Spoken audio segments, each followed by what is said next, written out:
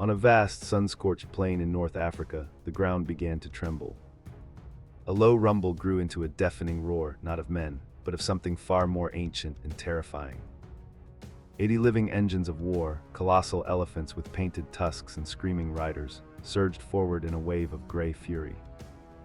Their charge was aimed at a line of men who seemed impossibly small, their bronze armor glinting like scattered coins under the unforgiving sun. For the soldiers in that line, this was not a battle. It was the apocalypse made real, a tide of flesh and ivory sent to crush them into the dust. The stakes on this day were nothing less than the known world. For over 16 years, two colossal empires, the maritime republic of Carthage and the burgeoning power of Rome, had been locked in a brutal, continent-spanning war to the death. The victor would not just win a battle, they would inherit the Mediterranean Sea and the destiny of Western civilization. The loser would face utter ruin, their city humbled, their armies broken, and their name reduced to a cautionary tale. Everything hung in the balance on the reaction of the men standing before the elephant charge. At the heart of the Roman line stood a general who was impossibly young for his command, yet whose mind was as old as warfare itself. He had seen his father and uncle killed by the enemy he now faced. He had studied his opponent's every victory, dissecting his tactics with an almost obsessive focus. He was a man driven by both personal revenge and patriotic duty, a prodigy who had gambled his entire career and the future of Rome on a single, audacious plan to counter the very terror that now thundered towards him. His name was Publius Cornelius Scipio. As the earth shook and the trumpeting of the elephants drowned out the cries of men, a single, desperate question hung in the air. How could disciplined infantry possibly stand against the raw, primordial power of 80 war elephants, commanded by the most feared general of the age, the legendary Hannibal Barca? Could a strategy conceived in the quiet of a campaign tent truly overcome the charging embodiment of terror and chaos? And what was the name of this fateful place, this dusty plain where the fate of empires would be written in blood and sand? The answer was Zama, the Battle of Zama. And in that critical moment, Scipio's genius revealed itself.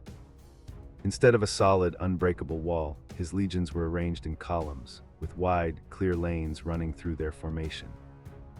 As the elephants charged, Roman skirmishers and trumpeters blew deafening blasts, panicking the beasts. Confused and goaded from the sides, the great animals were funneled harmlessly through the open corridors and out the back of the Roman army. The Carthaginians' greatest weapon was neutralized in minutes. The immediate aftermath was a stunned silence, as Hannibal's opening gambit had failed, leaving two massive armies of men to face each other on even terms. History is not a gentle, flowing river. It is a series of violent, decisive moments where the future is forged in the crucible of a single day. The Battle of Zama was one such moment, a hinge of fate where the audacious intellect of one man rewrote the destiny of the world, proving that the greatest weapon is not a charging beast, but a mind that can see the path through chaos. Our story truly begins 16 years earlier, not on the plains of Africa, but in the snow-swept passes of the Alps. A Carthaginian army led by the brilliant Hannibal Barca achieved the impossible. He marched his forces, including his famous war elephants, out of Spain, through Gaul, and over the frozen mountains into the heart of Italy. It was a strategic thunderclap that shook Rome to its very foundations. No one believed it could be done, and for the Romans, the monster was now inside their home. For the next decade and a half, Hannibal became a ghost who haunted the Italian peninsula. He was a master of strategy, ambush, and battlefield psychology. He inflicted a series of catastrophic defeats upon the Romans, each more devastating than the last. At the Trebia River at Lake Trasimene, and most famously at Cannae, he systematically annihilated entire Roman armies. Cannae was the darkest day in Roman history, a tactical masterpiece of encirclement where tens of thousands of Roman soldiers were slaughtered in a single afternoon. Rome was gripped by a terror it had never known. Hannibal seemed invincible, a god of war sent to punish their ambition.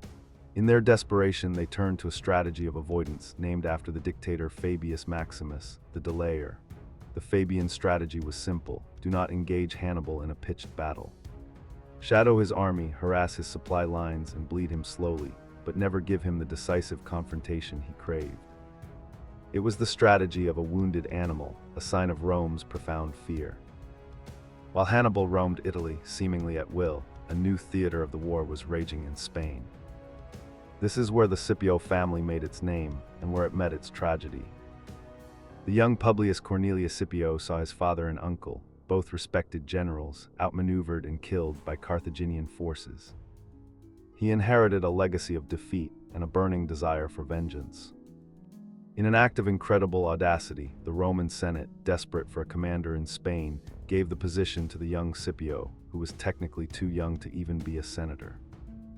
In Spain, Scipio began to forge the legend that would define him. He was not a typical Roman general.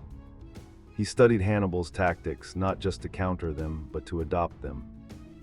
He learned the value of speed, surprise, and understanding the psychology of his enemy.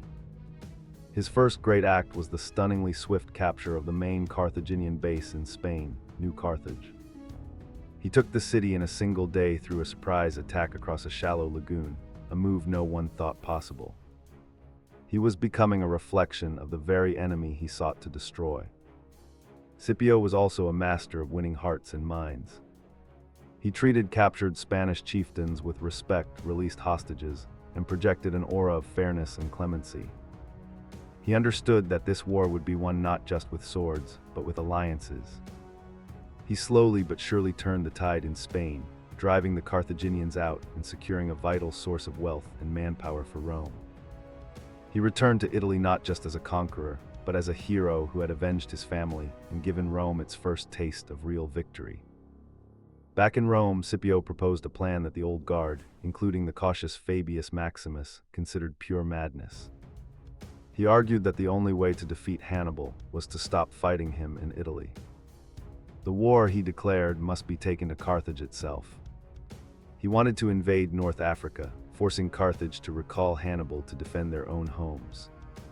To Fabius and others, this was an insane gamble, abandoning Italy while the greatest enemy Rome had ever known still marched on its soil. The political battle was fierce, but Scipio's popularity and the sheer desperation of the situation won him a grudging approval. He was given command of the legions in Sicily, but he was not given the best troops. They were largely the disgraced survivors of the disaster at Cannae, a legion Rome had all but written off. Scipio took these broken men, these outcasts, and began to forge them into a new kind of army. In Sicily, he drilled them relentlessly, instilling in them a fierce loyalty and a belief that they could be the instruments of Rome's salvation. The invasion of North Africa in 204 BC was a success from the start. Scipio's well-trained army landed and began to wreak havoc on the Carthaginian countryside.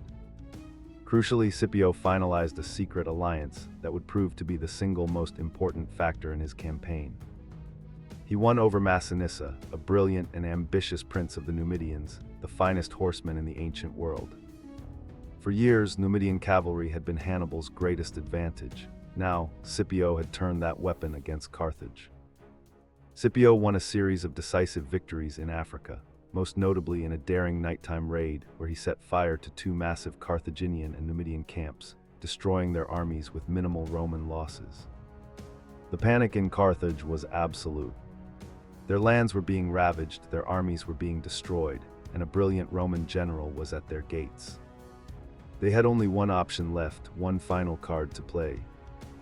They sent ships to Italy with a simple, desperate message for their greatest son, Hannibal, come home. After 15 years of campaigning in a foreign land, Hannibal Barca returned to Africa. He was no longer the young, invincible general who had crossed the Alps. He was a weary, middle-aged man, but his mind was as sharp as ever. He assembled a new army, a motley collection of his loyal veterans from the Italian campaign, raw citizen recruits and mercenaries. And he gathered the weapon he hoped would shatter the Roman legions, a vanguard of 80 war elephants. Before the two armies met in their final, cataclysmic battle, a remarkable event took place. Hannibal and Scipio, the two greatest generals of their age, met in the open plain between their camps to talk. According to the historian Livy, they spoke of fortune, fate, and the costs of war. Hannibal, the old master, offered a peace that would cede all of Carthage's overseas territories to Rome.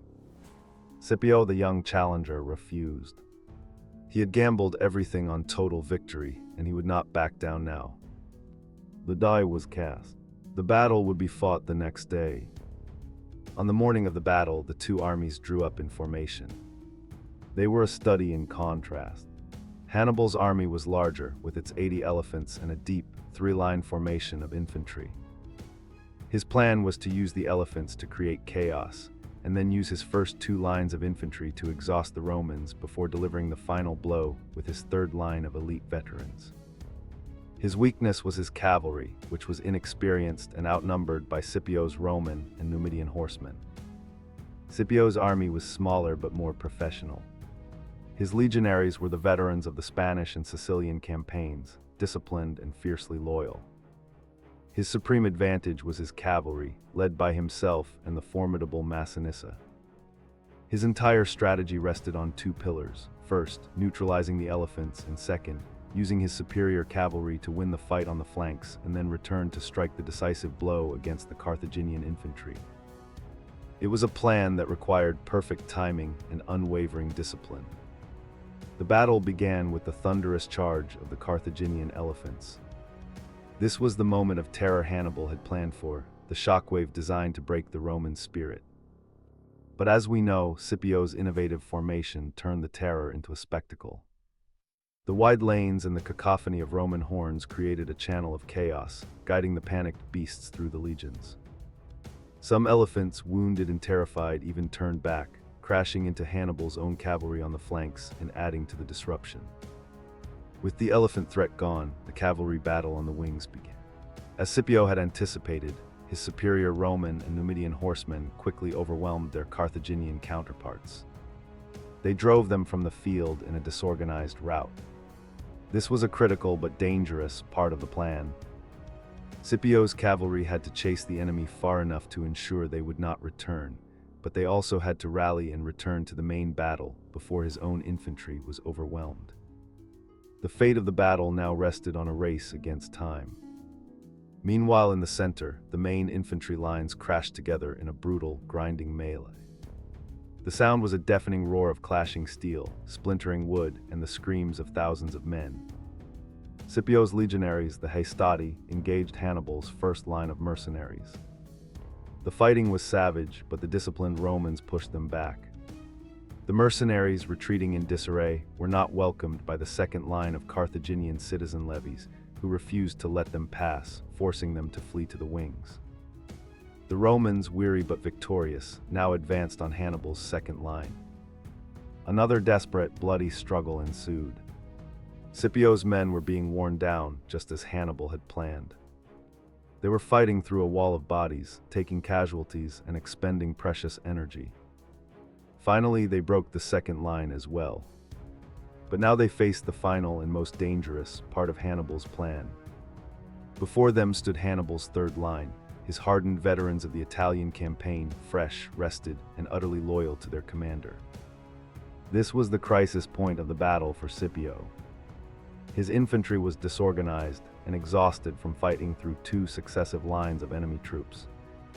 They were now a single, ragged line, facing a solid wall of the best soldiers Hannibal possessed. Hannibal ordered his veterans to advance, confident that their fresh strength would shatter the tired Romans. For a moment, it seemed that the old master's grinding strategy would triumph after all. The Roman line began to buckle under the immense pressure. But then a cloud of dust was seen on the horizon. A distant thunder of hooves grew louder. Scipio's gamble had paid off. The Roman and Numidian cavalry, having successfully routed their counterparts, had reformed and were now returning to the battlefield at the perfect, critical moment. They did not rejoin the fight on the flanks. They swept around and charged directly into the rear of Hannibal's unsuspecting veterans. The effect was instantaneous and catastrophic. Hannibal's elite infantry, caught in a vice between the Roman legions to their front and the thunderous cavalry charge from their rear, were completely surrounded. The very tactic that Hannibal had perfected at Cannae, the double envelopment, the hammer and anvil, was now being used against him with devastating precision. His veterans, who had fought for him for 15 years, were trapped and systematically cut down. The Carthaginian army collapsed. The slaughter was immense. Hannibal himself, seeing that all was lost, managed to escape the carnage with a small group of horsemen. He had fought his final battle, and he had been defeated. He had been out-generaled by a younger man who had spent a lifetime studying him. The greatest military mind of his generation had been beaten at his own game, on his own soil. The aftermath of Zama was swift and decisive. Carthage, its final army destroyed, had no choice but to sue for peace. The terms Rome imposed were crushing. Carthage was stripped of its navy, its overseas territories, and its war elephants. It was forced to pay a massive indemnity, and most critically, was forbidden from waging war without Rome's permission. It was the end of the Carthaginian Empire. It would continue to exist as a city, but its power was forever broken. Scipio returned to Rome as the greatest hero the Republic had ever known. He was granted a magnificent triumph and given the honorary title Africanus in honor of his victory. He had saved Rome from its most terrifying enemy and secured its future as the dominant power in the Mediterranean. He had accomplished what a generation of older, more experienced generals had failed to do. He had looked into the abyss and had not flinched. And what of Hannibal? He spent his final years as a hunted exile, moving from one foreign court to another, still trying to foment resistance against the rising power of Rome. The Romans never forgave him and never stopped fearing him. Finally cornered by Roman agents in Bithynia, the old general, rather than face the humiliation of capture, took his own life by drinking poison. His final words were said to be, "Let us relieve the Romans from the anxiety they have so long experienced, since they think it tries their patience too much to wait for an old man's death." The Battle of Zama was more than just the end of the Second Punic War. It was a pivotal turning point in world history. It confirmed Rome's military supremacy and set it on the path to building a vast empire that would shape the laws, languages, and culture of the Western world for the next 2 millennia. Had the battle gone the other way, our world today might be unrecognizable, shaped by a Punic rather than a Roman heritage. In the end, the story of Zama is the story of 2 brilliant minds clashing on a field of destiny. It is a testament to the idea that innovation can overcome tradition, that a student can surpass the master, and that history is not a foregone conclusion.